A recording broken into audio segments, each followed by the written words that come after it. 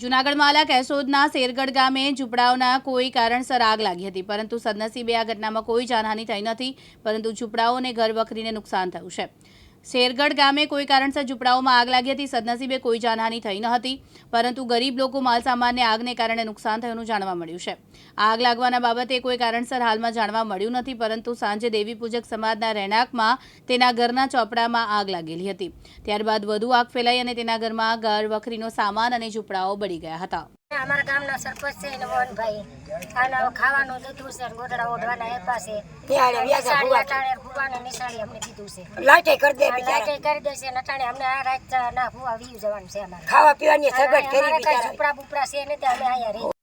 કાઈ નથી રહ્યું, ઓઢવા પથારાનું ઠામડા ઠીકરા ઘડા બધું લઈને પાંચ ઝૂંપડા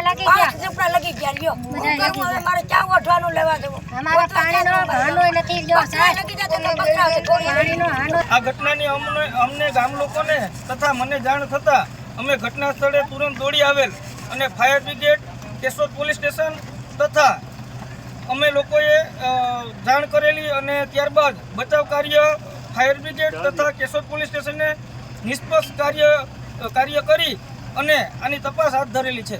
પ્રકાશ દવે સાથે યજ્ઞેશ ભટ્ટ, દિવ્યાંગ ન્યૂઝ, જૂનાગઢ।